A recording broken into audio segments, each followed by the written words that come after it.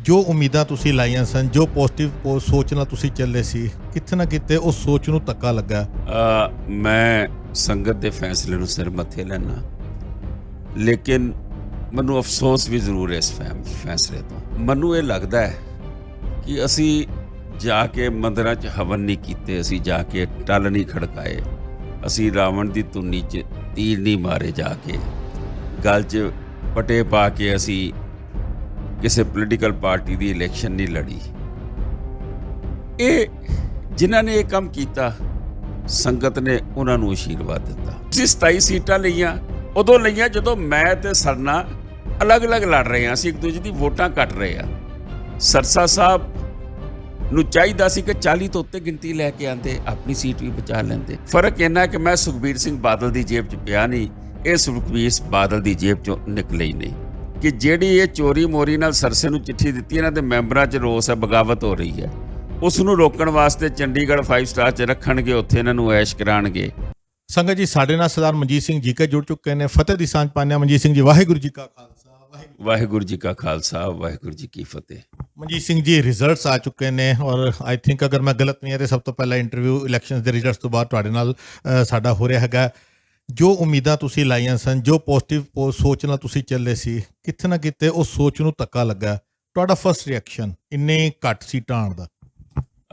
ਮੈਂ ਸੰਗਤ ਦੇ ਫੈਸਲੇ ਨੂੰ ਸਿਰ ਮੱਥੇ ਲੈਣਾ, ਲੇਕਿਨ ਮੈਨੂੰ ਅਫਸੋਸ ਵੀ ਜ਼ਰੂਰ ਹੈ ਇਸ ਫੈਸਲੇ ਤੋਂ, ਕਿਉਂਕਿ ਮੈਨੂੰ ਇਹ ਲੱਗਦਾ ਹੈ ਕਿ ਅਸੀਂ ਜਾ ਕੇ ਮੰਦਰਾਂ 'ਚ ਹਵਨ ਨਹੀਂ ਕੀਤੇ, ਅਸੀਂ ਜਾ ਕੇ ਟੱਲ ਨਹੀਂ ਖੜਕਾਏ, ਅਸੀਂ ਰਾਵਣ ਦੀ ਧੁਨੀ 'ਚ ਤੀਰ ਨਹੀਂ ਮਾਰੇ, ਜਾ ਕੇ ਗਲ 'ਚ ਪਟੇ ਪਾ ਕੇ ਅਸੀਂ ਕਿਸੇ ਪੋਲੀਟੀਕਲ ਪਾਰਟੀ ਦੀ ਇਲੈਕਸ਼ਨ ਨਹੀਂ ਲੜੀ।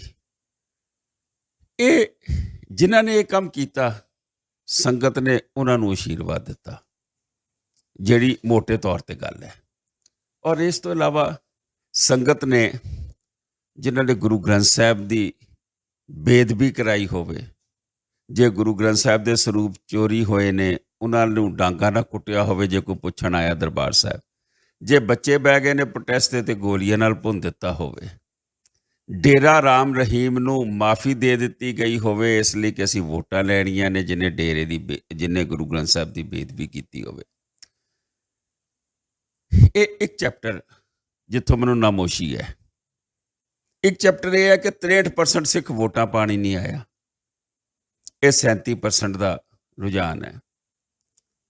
ਉਸ ਤੋਂ ਇਲਾਵਾ ਜੇ 37% ਨੇ ਵੋਟਾਂ ਪਾਈਆਂ ਤੇ ਰੱਜ ਕੇ ਗੁਰੂ ਦੀ ਗੋਲਕ ਨਾਲ ਇਹਨਾਂ ਨੇ ਇਲੈਕਸ਼ਨ ਲੜੀ ਹੈ, ਬਾਦਲ ਗਰੁੱਪ ਨੇ, ਕਿ ਜੇ ਸ਼ਰਾਬਾਂ, ਨਸ਼ਾ, ਪੈਸਾ ਵੰਡਿਆ ਹੋਵੇ ਔਰ ਵੋਟਰਾਂ ਨੇ ਉਸ ਨੂੰ, ਬਹੁਤੇ ਵੋਟਰਾਂ ਨੇ, ਮੈਂ ਸਾਰਿਆਂ ਦੀ ਗੱਲ ਨਹੀਂ ਕਰਦਾ, ਉਸ ਨੂੰ ਤਰਜੀਹ ਦਿੱਤੀ ਹੋਵੇ, ਉਹਨਾਂ ਨੇ ਗੁਰੂ ਗ੍ਰੰਥ ਸਾਹਿਬ ਵੀ ਭੁੱਲ ਗਏ, ਉਹਨਾਂ ਨੇ ਇਹ ਡੇਰਾ ਵੀ ਭੁੱਲ ਗਏ, ਪੈਸਾ ਔਰ ਸ਼ਰਾਬ ਚੱਲੀ ਹੋਵੇ, ਜਿਹੜੀ ਕੋਵਿਡ ਦੇ ਵਿੱਚ ਇਹਨਾਂ ਕੋਲ ਪੈਸਾ ਰਸਦ ਆਈ ਹੋਵੇ, ਉਹਦੇ ਨਾਲ ਇਲੈਕਸ਼ਨ ਲੜੀ ਹੋਵੇ, ਕਈ ਮਹੀਨਿਆਂ ਤੋਂ ਇਲਾਕਿਆਂ ਦੇ ਵਿੱਚ ਘਰਾਂ ਦੇ ਵਿੱਚ ਰਾਸ਼ਨ ਦੀਆਂ ਥੈਲੀਆਂ ਜਾ ਰਹੀਆਂ ਹੋਣ, ਆਪਣੇ ਮੈਂਬਰਾਂ ਨੂੰ ਦੇ ਰਹੇ ਹੋਣ,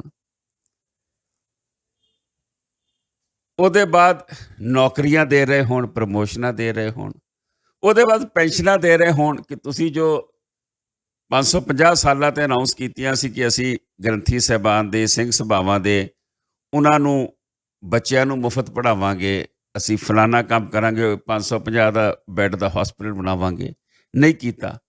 ਹੁਣ ਤੁਸੀਂ ਸਭ ਕੁਝ ਦੇ ਰਹੇ ਹੋਵੋ, ਬੁਲਾ ਕੇ ਘਰੋਂ ਫੀਸਾਂ ਲੋਕਾਂ ਦੀ ਮਾਫ ਕੀਤੀਆਂ ਜਾਣ। ਸਿਰਫ ਹਰਗੋਬਿੰਦ ਐਨਕਲੇਵ 'ਚ 30 ਲੱਖ ਰੁਪਏ ਦੀ ਫੀਸਾਂ ਮਾਫ ਕੀਤੀਆਂ ਨੇ ਅਖੀਰਲੇ 1 ਮਹੀਨੇ ਦੇ ਵਿੱਚ, ਤੇ ਅਸੀਂ ਤੇ ਗੁਰੂ ਦੀ ਗੋਲਕ ਇਹ ਵਰਤ ਕੇ ਇਲੈਕਸ਼ਨ ਲੜ ਰਹੇ ਸਨ ਸਾਡੇ ਨਾਲ। ਮੈਂ ਸਮਝਦਾ ਕਿ ਇਹ ਜਿਹੜੀਆਂ ਸਾਰੀਆਂ ਗੱਲਾਂ ਇਹਨਾਂ ਨੇ ਕੀਤੀਆਂ ਨੇ, ਔਰ ਲੋ ਪਰਸੈਂਟੇਜ ਵੋਟ, ਅੱਜ ਸਰਸਾ ਸਾਹਿਬ ਕਹਿੰਦੇ ਪੰਥ ਦੀ ਜੀਤ ਹੋਈ ਹੈ। ਮੈਂ ਪੁੱਛਣਾ ਚਾਹੁੰਦਾ, ਸਰਸਾ ਸਾਹਿਬ ਤੁਸੀਂ ਖੁਦ ਇਲੈਕਸ਼ਨ ਹਾਰ ਗਏ। ਤੁਸੀਂ ਜਦੋਂ ਮੈਂ ਇਲੈਕਸ਼ਨ ਲੜਦਾ ਰਿਹਾ 2013 'ਚ ਔਰ 2017 'ਚ 37 ਸੀਟਾਂ ਲੈ ਕੇ ਆਉਂਦਾ ਰਿਹਾ, ਤੁਸੀਂ 27 ਸੀਟਾਂ ਲਈਆਂ, ਉਦੋਂ ਲਈਆਂ ਜਦੋਂ ਮੈਂ ਤੇ ਸਰਨਾ ਅਲੱਗ-ਅਲੱਗ ਲੜ ਰਹੇ ਹਾਂ, ਅਸੀਂ ਇੱਕ ਦੂਜੇ ਦੀ ਵੋਟਾਂ ਕੱਟ ਰਹੇ ਹਾਂ। ਸਰਸਾ ਸਾਹਿਬ ਨੂੰ ਚਾਹੀਦਾ ਸੀ ਕਿ 40 ਤੋਂ ਉੱਤੇ ਗਿਣਤੀ ਲੈ ਕੇ ਆਂਦੇ, ਆਪਣੀ ਸੀਟ ਵੀ ਬਚਾ ਲੈਂਦੇ। ਦਾਅਵਾ ਤਾਂ ਕੀਤਾ ਸੀ ਉਹਨੇ। ਉਹਨਾਂ ਨੇ ਕਿਹਾ ਸੀ ਕਿ ਮੇਰੀ 40 ਤੋਂ ਘੱਟ ਆਈ ਤਾਂ ਮੈਂ ਪ੍ਰਧਾਨਗੀ ਦਾ ਕੈਂਡੀਡੇਟ ਨਹੀਂ ਹੋਵਾਂਗਾ। ਅੱਜ ਸਾਰ ਸੁਖਬੀਰ ਸਿੰਘ ਬਾਦਲ ਆਪਣੀ ਜੇਬ 'ਚੋਂ ਪਰਚੀ ਕੱਢਦੇ ਪਏ ਨੇ ਔਰ ਸਰਸਾ ਸਾਹਿਬ ਨੂੰ ਮੈਂਬਰ ਚੋਰੀ ਮੋਰੀ ਰਸਤੇ ਤੋਂ ਬਣਾ ਰਹੇ ਨੇ ਤਾਂ ਕਿ ਉਹਨਾਂ ਨੂੰ ਪ੍ਰਧਾਨ ਬਣਾ ਸਕਣ। ਫਰਕ ਇੰਨਾ ਕਿ ਮੈਂ ਸੁਖਬੀਰ ਸਿੰਘ ਬਾਦਲ ਦੀ ਜੇਬ 'ਚ ਪਿਆ ਨਹੀਂ, ਇਹ ਸੁਖਬੀਰ ਬਾਦਲ ਦੀ ਜੇਬ 'ਚੋਂ ਨਿਕਲੇ ਹੀ ਨਹੀਂ। ਮੈਂ ਸਮਝਦਾ ਕਿ ਜਿੱਦਾਂ ਮੈਂ ਤੇ ਸਰਨਾ ਅਲੱਗ-ਅਲੱਗ ਲੜੇ ਸੀ, ਇਹਨਾਂ ਨੂੰ ਤਾਂ 40 ਤੋਂ ਉੱਤੇ ਸੀਟਾਂ ਆਉਣੀਆਂ ਚਾਹੀਦੀਆਂ ਸੀ। ਤੁਸੀਂ ਆਪਣੀ ਇਲੈਕਸ਼ਨ ਵੀ ਹਾਰ ਗਏ। ਮੈਂ ਸਮਝ ਰਿਹਾ ਕਿ ਇਹ ਮੈਂਡੇਟ ਨੇ ਨਾਮੋਸ਼ੀ ਦਿੱਤੀ ਹੈ ਕਿ ਜਿੱਦਾਂ ਅਸੀਂ ਧਰਮ ਵਾਲੇ ਪਾਸੇ ਰਹੇ, ਅਸੀਂ ਬੜੇ ਕੰਮ ਕੀਤੇ ਨੇ। ਗੁਰਦੁਆਰਾ ਕਮੇਟੀ ਦੇ ਤਾਂ ਸਿਰਫ 6 ਸਾਲ ਦਾ ਪ੍ਰਧਾਨਗੀ ਦਾ ਸਫ਼ਰ ਹੈ। ਉਸ ਤੋਂ ਪਹਿਲੇ ਜੇ ਨਿਰੰਕਾਰੀ ਮੂਵਮੈਂਟ ਹੋਵੇ 1978 ਦੀ, ਜੇ ਬਾਲਾ ਸਾਹਿਬ ਹਸਪਤਾਲ ਦੀ ਜ਼ਮੀਨ ਕਬਜ਼ੇ ਕਰਨੀ ਹੋਵੇ 1982 ਦੇ ਵਿੱਚ, ਗੁਰਦੁਆਰਾ ਕਮੇਟੀ 'ਚ ਨਹੀਂ ਸੀ।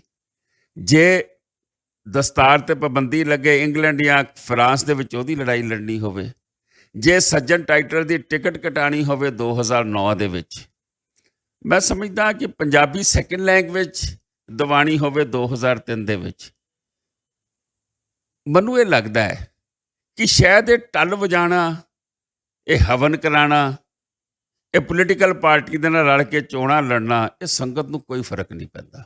ਮਨਜੀਤ ਸਿੰਘ ਜੀ, ਮੈਂ ਤੁਹਾਨੂੰ ਇੱਥੇ ਇੱਕ ਮਿੰਟ ਲਈ ਸਵਾਲ ਜ਼ਰੂਰ ਪੁੱਛਾਂਗਾ। ਤੁਸੀਂ ਹੁਣੇ ਨਾਮ ਲਿੱਤਾ ਕਿ ਤੁਸੀਂ ਤੇ ਸਰਨਾ ਸਾਹਿਬ ਇੱਕ ਦੂਜੇ ਦੇ ਵੋਟ ਕਰ ਰਹੇ ਸੋ। ਪਹਿਲੇ ਵੀ ਇਹ ਗੱਲਾਂ ਸੁਣਨੀ ਚਾਹੀਆਂ, ਸੱਚਾਈ ਤੁਹਾਨੂੰ ਪਤਾ ਹੋਏਗੀ। ਅਸੀਂ ਇਸੇ ਕਰਕੇ ਅੱਜ ਇਲੈਕਸ਼ਨ ਤੋਂ ਬਾਅਦ ਉਹਦਾ ਜਵਾਬ ਤੁਹਾਡੇ ਤੋਂ ਲੈ ਸਕਦੇ ਹੈਗੇ ਆ ਕਿ ਤੁਹਾਡੀਆਂ ਮੀਟਿੰਗਾਂ ਵੀ ਹੋਈਆਂ ਸਰਨਾ ਸਾਹਿਬ ਦੇ ਨਾਲ, ਹੋਈਆਂ ਨਹੀਂ ਹੋਈਆਂ ਉਹਦਾ ਜਵਾਬ ਤੁਸੀਂ ਦਿਓ। ਅਗਰ ਤੁਸੀਂ ਮਿਲ ਕੇ ਲੜਦੇ, ਅੱਜ ਤੁਹਾਡੇ ਵੋਟਰਸ ਤੱਕ ਕਹਿ ਰਹੇ ਨੇ, ਕੈਂਡੀਡੇਟਸ ਕਹਿ ਰਹੇ ਨੇ, ਸੋਸ਼ਲ ਮੀਡੀਆ ਤੇ ਡਿਸਕਸ਼ਨ ਚੱਲ ਰਹੀ ਕਿ ਅਗਰ ਬਾਦਲ ਦੇ ਅਗੇਂਸਟ, ਮਨਜਿੰਦਰ ਸਿੰਘ ਸਿਰਸਾ ਦੇ ਖਿਲਾਫ ਅਗਰ ਜਾਗੋ ਪਾਰਟੀ ਔਰ ਸਰਨਾ ਪਾਰਟੀ ਮਿਲ ਕੇ ਸਾਂਝੇ ਉਮੀਦਵਾਰ ਖੜਾ ਕਰਦੀ ਤੇ ਸ਼ਾਇਦ ਰਿਜ਼ਲਟ ਕੁਝ ਹੋਰ ਲੱਗਦਾ। ਤੁਹਾਨੂੰ ਲੱਗਦਾ ਨਹੀਂ ਕਿ ਤੁਹਾਡੇ ਇੱਕ ਕੰਪਰੋਮਾਈਜ਼ ਨਾ ਹੋਣ ਕਰਕੇ, ਸਾਂਝੇ ਉਮੀਦਵਾਰ ਨਾ ਹੋਣ ਕਰਕੇ ਵੋਟ ਡਾਇਵਰਟ ਹੋ ਗਿਆ? ਉਹ ਟ੍ਰਾਇੰਗਲ ਜੋ ਲਫ਼ਜ਼ ਤੁਸੀਂ ਵਰਤਿਆ, ਉਸੇ ਚੀਜ਼ ਦਾ ਫਾਇਦਾ ਬਾਦਲ ਪਾਰਟੀ ਚੁੱਕੀ। ਮੈਂ ਬਿਲਕੁਲ ਐਗਰੀ ਕਰਦਾ। ਸਿਆਸਤ ਦੇ ਵਿੱਚ ਲੋਕੀ ਗੱਲਾਂ ਘੁਮਾਉਂਦੇ ਨੇ, ਪਰ ਇਹ ਸਾਡੀ ਗਲਤੀ ਰਹੀ। ਸਾਨੂੰ ਇਕੱਠਿਆਂ ਹੋਣਾ ਚਾਹੀਦਾ ਸੀਗਾ, ਨਹੀਂ ਹੋਏ। ਹੁਣ ਤੁਸੀਂ ਦੇਖ ਲਓ, ਵਡਾਲਾ ਸਾਹਿਬ ਨੇ ਪਿਛਲੀ ਵਾਰ ਵੀ ਇਲੈਕਸ਼ਨ ਲੜੀ, ਇਸ ਵਾਰ ਵੀ ਇਲੈਕਸ਼ਨ ਲੜੀ, ਕੋਈ ਇੱਕ ਸੀਟ ਜਿੱਤੇ ਹੋ, ਕੋਈ ਸੀਟ ਨਹੀਂ ਜਿੱਤੇ। ਅੱਜ ਪੰਥਕ ਸੇਵਾ ਦਲ ਜਿਹੜੀ ਕੇਜਰੀਵਾਲ ਨੇ ਪਾਰਟੀ ਬਣਾਈ ਸੀ, ਪਿਛਲੀ ਵਾਰੀ ਵੀ ਇੱਕ ਸੀਟ ਨਹੀਂ ਆਈ ਤੇ ਇਸ ਵਾਰੀ ਵੀ ਇੱਕ ਸੀਟ ਨਹੀਂ ਆਈ। ਲੇਕਿਨ ਇਹ ਕਿਤੇ ਨਾ ਕਿਤੇ ਬਾਦਲ ਨੂੰ ਫਾਇਦਾ ਦੇ ਕੇ ਜਾਂਦੇ ਨੇ, ਵਡਾਲਾ ਸਾਹਿਬ ਤੇ ਇਹ ਕੇਜਰੀਵਾਲ ਦਾ ਦਲ ਜਿਹੜਾ ਹੈਗਾ। ਮੈਂ ਇਹ ਸਮਝਦਾ ਵਾਂ ਕਿ ਤੁਹਾਡੀ ਗੱਲ ਬਿਲਕੁਲ ਠੀਕ ਹੈ। ਸਾਡੀਆਂ ਮੀਟਿੰਗਾਂ ਹੋਈਆਂ, ਸਾਡਾ ਆਪਸ 'ਚ ਫੈਸਲਾ ਨਹੀਂ ਹੋ ਸਕਿਆ ਔਰ ਉਹਦਾ ਖਮਿਆਜ਼ਾ ਅਸੀਂ ਭੁਗਤ ਰਹੇ ਹਾਂ। ਨਹੀਂ ਤੇ ਇਸ ਸਲੋ ਵੋਟਿੰਗ ਦੇ ਵਿੱਚ ਤੁਸੀਂ ਇਹ ਦੇਖੋ, 10 ਸੀਟਾਂ ਤੇ ਮੈਂ ਨੰਬਰ 2 ਰਿਹਾ ਵਾਂ, 10 ਸੀਟਾਂ ਤੇ ਸਰਨਾ ਸਾਹਿਬ ਨੰਬਰ 2 ਰਹੇ ਨੇ, ਭਾਈ ਸਾਹਿਬ ਕਈ ਸੀਟਾਂ ਤੇ ਨੰਬਰ 2 ਰਹੇ ਨੇ। ਮੈਂ ਇਹ ਸਮਝਦਾ ਵਾਂ ਕਿ ਸਾਡੇ ਸਾਰਿਆਂ ਦੀ ਮਿਲਾ ਕੇ 19 ਸੀਟਾਂ ਤੇ 10 ਮੇਰੀਆਂ ਨੰਬਰ 2 ਵਾਲੀਆਂ ਤੇ 10 ਨੰਬਰ 2 ਵਾਲੀਆਂ ਸਰਨਾ ਸਾਹਿਬ ਦੀਆਂ, 40 ਸੀਟਾਂ ਤੇ ਇਹ ਪਈਆਂ ਸੀ ਸਾਡੇ ਕੋਲ। ਸੋ ਇਹਦਾ ਫਾਇਦਾ ਜ਼ਰੂਰ ਅਕਾਲੀ ਦਲ ਬਾਦਲ ਨੂੰ ਹੋਇਆ। ਅਗਰ ਅਸੀਂ ਮੌਜੂਦਾ ਹਾਲਾਤਾਂ ਦੀ ਗੱਲ ਕਰਦੇ ਹਾਂ, 27 ਸੀਟਾਂ ਨੇ। ਸੁਣਨ ਵਿੱਚ ਇੱਥੇ ਤੱਕ ਆ ਰਿਹਾ ਕਿ ਹਰਮੀਤ ਸਿੰਘ ਕਾਲਕਾ ਉਹ ਆਪਣੀ ਤਰਫੋਂ ਕੋਸ਼ਿਸ਼ਾਂ ਕਰ ਰਹੇ ਨੇ ਕਿ ਉਹ ਪ੍ਰਧਾਨ ਬਣਨ। 27 ਸੀਟਾਂ ਦੇ ਵਿਚਕਾਰ ਵੀ ਇੱਕ ਮਿੱਠੀ ਜੰਗ ਕਹਿ ਲਈਏ, ਪਰਦੇ ਦੇ ਪਿੱਛੇ ਚੱਲ ਰਹੀ ਹੈ। ਤੁਹਾਨੂੰ ਕੀ ਲੱਗਦਾ ਕਿ ਇਹ ਜੰਗ ਕਿਸੇ ਖਾਤੇ ਜਾਏਗੀ, ਪਾਰਟੀ ਟੁੱਟੇਗੀ? ਦੇਖੋ, ਮੈਂਬਰਾਂ ਦੇ ਵਿੱਚ ਰੋਸ ਹੈ ਕਿ ਜਦੋਂ ਸੁਖਬੀਰ ਸਿੰਘ ਬਾਦਲ ਨੇ SGPC ਦੀ ਚਿੱਠੀ ਦੇ ਦਿੱਤੀ ਮਨਜਿੰਦਰ ਸਿਰਸੇ ਨੂੰ ਕਿ ਤੈਨੂੰ ਮੈਂਬਰ ਬਣਾਤਾ, ਕਲੀਅਰ ਹੈ ਕਿ ਉਹਨੂੰ ਪ੍ਰਧਾਨ ਬਣਾਉਣਾ। ਮੈਂਬਰਾਂ 'ਚ ਰੋਸ ਹੈ ਕਿ ਇਹ ਹਾਰਿਆ, ਇਹਦੇ ਕਰਕੇ ਬਦਨਾਮੀ ਹੋਈ ਹੈ। ਪਾਰਟੀ ਉਹ ਆંકੜਾ ਨਹੀਂ ਲੈ ਸਕੀ ਜੋ 37 ਸੀਟਾਂ ਦਾ ਹਮੇਸ਼ਾ ਮਨਜੀਤ ਜੀ ਕੇ ਜਿੱਤ ਕੇ ਇਹਨਾਂ ਨੂੰ ਦਿੰਦਾ ਰਿਹਾ। ਇਹ ਰੋਸ ਹੈ ਮੈਂਬਰਾਂ ਦੇ ਵਿੱਚ। ਕੱਲ੍ਹ ਇਹ ਚੰਡੀਗੜ੍ਹ ਲੈ ਕੇ ਜਾ ਰਹੇ ਨੇ ਸਾਰੇ ਮੈਂਬਰ, ਉੱਥੇ 5 ਸਟਾਰ 'ਚ ਰੱਖਣਗੇ। ਉੱਥੇ ਜੋ ਕੁਛ ਸੰਗਤ 'ਚ ਵੰਡਦੇ ਰਹੇ ਨੇ, ਹੁਣੇ ਆਪਣੇ ਬੰਦਿਆਂ ਨੂੰ ਵੀ ਵੰਡਣਗੇ। ਯਾਨੀ ਕਿ ਜੋ MLA MPS ਦੀ ਗੱਲ ਹੁੰਦੀ ਸੀ, ਹੁਣ ਦਿੱਲੀ ਸਿੱਖ ਗੁਰਦੁਆਰਾ ਪ੍ਰਬੰਧਕ ਕਮੇਟੀ ਦੇ ਮੈਂਬਰਾਂ ਦੀ ਗੱਲ ਹੋਏਗੀ। ਮੈਂ ਉਹੀਓ ਸਵਾਲ ਤੁਹਾਡੀ ਗੱਲ ਰੋਕ ਰਿਹਾ। ਮੈਂ ਸਵਾਲ ਸਰਨਾ ਸਾਹਿਬ ਤੋਂ ਵੀ ਪੁੱਛਿਆ ਸੀ, ਉਹੀਓ ਸਵਾਲ ਤੁਹਾਡੇ ਤੋਂ ਵੀ ਪੁੱਛਾਂਗਾ। ਅਗਲੇ ਇਲੈਕਸ਼ਨ 4 ਸਾਲ ਬਾਅਦ ਹੋਣੇ ਨੇ। 4 ਸਾਲ ਤੱਕ ਇਹੀਓ ਖਰੀਦ ਫੋਖਤ ਤੇ ਮੈਂਬਰ ਤੋੜਨੇ, ਇਹੀਓ ਰਾਜਨੀਤੀ ਚੱਲੇਗੀ। ਜਿਸ ਗੁਰੂ ਘਰ ਦੀ ਸੇਵਾ ਹੋਣੀ ਚਾਹੀਦੀ ਸੀ, ਕੁਰਸੀ ਦੀ ਲੜਾਈ ਰਹਿ ਗਈ। ਮੈਂ ਸਮਝਦਾ ਵਾਂ ਕਿ ਸੇਵਾ ਵਾਲਾ ਪਾਸਾ ਤੇ ਅਸੀਂ ਇੱਕ ਪਾਸੇ ਹੀ ਰੱਖ ਦਈਏ ਨਾ, ਕਿ ਜਿਸ ਕਿਸਮ ਦਾ ਮੈਂਡੇਟ ਆਇਆ ਹੈ ਉਸ ਤੋਂ ਤੁਸੀਂ ਹਿਸਾਬ ਲਾ ਲਓ। ਪਰ ਮੈਂ ਇਹ ਕਹਿ ਰਿਹਾ ਵਾਂ ਕਿ ਜਿਹੜੀ ਇਹ ਚੋਰੀ ਮੋਰੀ ਨਾਲ ਸਰਸੇ ਨੂੰ ਚਿੱਠੀ ਦਿੱਤੀ, ਇਹਨਾਂ ਦੇ ਮੈਂਬਰਾਂ 'ਚ ਰੋਸ ਹੈ, ਬਗਾਵਤ ਹੋ ਰਹੀ ਹੈ।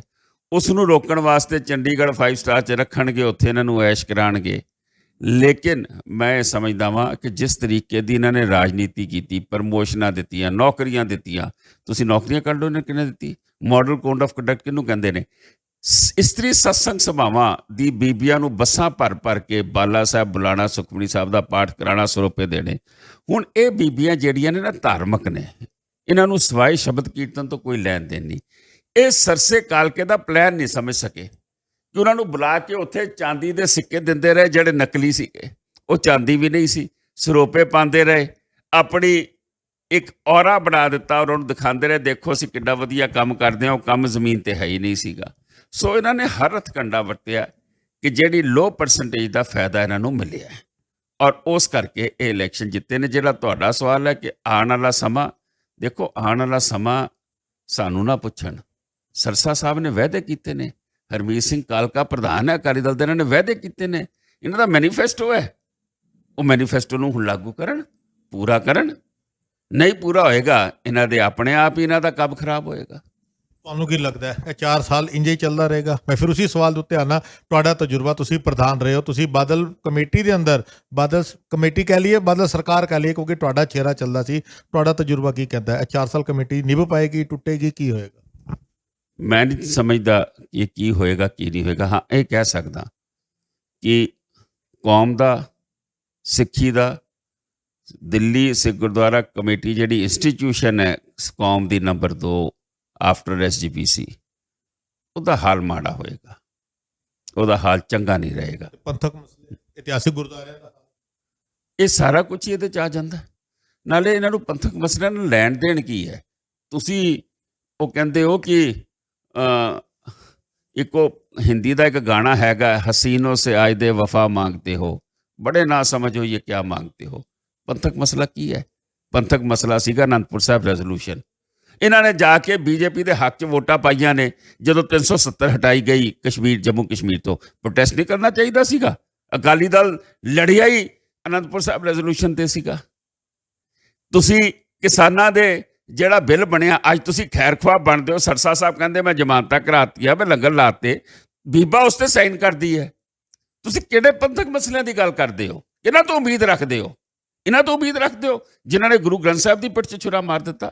ਮੈਂ ਸਮਝਦਾ ਕਿ ਇਹ ਸੰਗਤ ਦੇ ਵੀ ਭੁਲੇਖੇ ਨਿਕਲਣਗੇ। ਸੰਗਤ ਨੇ ਫੈਸਲਾ ਲਿਆ ਸੀ ਸਿਰ ਮੱਥੇ ਤੇ, ਇਹਨਾਂ ਦੇ ਭੁਲੇਖੇ ਨਿਕਲਣਗੇ। ਅਗਰ ਅਸੀਂ ਗੱਲ ਕਰਦੇ ਹਾਂ ਤੁਹਾਡੀ ਸਿਰਫ ਜਾਗੋ ਪਾਰਟੀ ਦੀ, ਬਾਦਲ ਪਾਰਟੀ ਦੇ ਅੰਦਰ ਕਮੀਆਂ ਨੇ, ਤੁਸੀਂ ਇਲੈਕਸ਼ਨ ਤੋਂ ਪਹਿਲੇ ਵੀ ਗਿਣਾਈਆਂ, ਤੁਸੀਂ ਹੁਣ ਵੀ ਗਿਣਾ ਰਹੇ ਹੋ। ਤੁਸੀਂ ਆਪਣੀ ਪਾਰਟੀ ਦਾ ਅਸੈਸਮੈਂਟ ਕੀਤਾ, ਠੀਕ ਹੈ? ਤੁਸੀਂ ਕਹਿੰਦੇ ਤੁਸੀਂ ਸ਼ਰਾਬਾਂ ਨਹੀਂ ਵੰਡੀਆਂ, ਤੁਸੀਂ ਪੈਸੇ ਨਹੀਂ ਵੰਡੇ, ਮਗਰ ਕਿਤੇ ਨਾ ਕਿਤੇ ਸਿਰਫ 3 ਸੀਟਾਂ ਤੱਕ ਤੁਸੀਂ ਸੀਮਿਤ ਰਹਿ ਗਏ ਔਰ ਜਿਹਦੇ 'ਚ ਇੱਕ ਸੀਟ ਪਰਮਜੀਤ ਸਿੰਘ ਰਾਣਾ ਦੀ ਕਹੀਏ ਸੰਯੁਕਤ ਅਕਾਲੀ ਦਲ ਦੀ ਹੈਗੀ ਹੈ, ਤੁਹਾਡੀਆਂ ਸਿਰਫ 2 ਸੀਟਾਂ ਪਈਆਂ, ਟੋਟਲ ਤੁਸੀਂ 3 ਕਹਿ ਸਕਦੇ ਹੈਗੇ ਹੋ।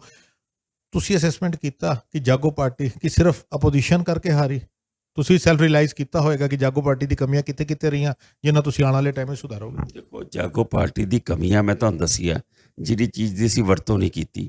ਲੋ ਪਰਸੈਂਟੇਜ ਨੇ ਸਾਨੂੰ ਮਾਰਿਆ। ਇਹਨਾਂ ਨੇ ਜਿਹੜੀਆਂ ਫੀਸਾਂ ਮਾਫ ਕੀਤੀਆਂ, ਦੂਜੇ ਲੋਕ ਲੁਭਾਵਣ ਕੰਮ ਕੀਤੇ, ਉਹਨਾਂ ਨੇ ਮਾਰਿਆ। ਜਿੱਥੋਂ ਤੱਕ ਸਾਡਾ ਕੰਮ ਹੈ, ਅਸੀਂ 10 ਜਗ੍ਹਾ ਤੇ ਨੰਬਰ 2 ਰਹੇ ਹਾਂ। ਮੇਰੀ ਇੱਕ ਸੀਟ 3 ਵੋਟਾਂ ਤੇ ਹਾਰਦੀ ਪਈ ਹੈ, ਇੱਕ 34 ਵੋਟਾਂ ਤੇ ਹਾਰਦੀ ਪਈ ਹੈ, ਇੱਕ 50 ਵੋਟਾਂ ਤੇ ਹਾਰਦੀ ਪਈ ਹੈ। ਮੈਂ ਸਮਝਦਾ ਬੜੇ ਘੱਟ ਮਾਰਜਨ ਤੋਂ ਅਸੀਂ ਸੀਟਾਂ ਹਾਰੀਆਂ ਨੇ। ਦੂਜੀ ਗੱਲ, ਸਰਸਾ ਸਾਹਿਬ ਨੇ ਇਹ ਵੀ ਆਖਿਆ ਕਿ ਪੰਥ ਦੋਖੀ ਹਾਰ ਗਏ, ਗੁਰੂ ਦੀ ਗੋਲਕ ਚੋਰੀ ਕਰਨ ਵਾਲੇ ਹਾਰ ਗਏ। ਮੈਂ ਪੁੱਛਣਾ ਚਾਹੁੰਦਾ ਸਰਸਾ ਸਾਹਿਬ, ਤੁਸੀਂ ਹਾਰੇ ਹੋ? ਤੁਹਾਡੇ ਤੇ 3 FIR ਹੋਈ, ਤੁਹਾਡਾ LOC ਨਿਕਲ ਗਿਆ ਸੀਗਾ। ਮੈਂ ਸੰਗਤ ਦੀ ਕਚਹਿਰੀ 'ਚੋਂ ਸੁਰਖਰੂ ਹੋ ਕੇ ਆਇਆ। ਮਨਜੀਤ ਸਿੰਘ ਜੀਕੇ ਨੂੰ ਸੰਗਤ ਨੇ ਜਿਤਾਇਆ, ਬੜੀ ਵੋਟਾਂ ਨਾਲ ਜਿਤਾਇਆ। ਮੇਰੇ ਤੇ ਕੇਸ ਪਾਇਆ ਸੀ ਸ਼ੰਟੀ ਜੀ ਨੇ ਤੇ ਸਰਸਾ ਜੀ ਨੇ। ਦੋਵਾਂ ਦੀ ਇਲੈਕਸ਼ਨ 'ਚ ਕੀ ਹਾਲ ਹੋਇਆ? ਦੋਵੇਂ ਹਾਰੇ ਨੇ। ਮੈਂ ਸਮਝਦਾ ਮੈਂ ਕਚਹਿਰੀ 'ਚੋਂ ਪਾਸ ਹੋ ਕੇ ਆਇਆ, ਕੋਰਟ ਕਚਹਿਰੀ ਹੁੰਦੀ ਰਹੇਗੀ।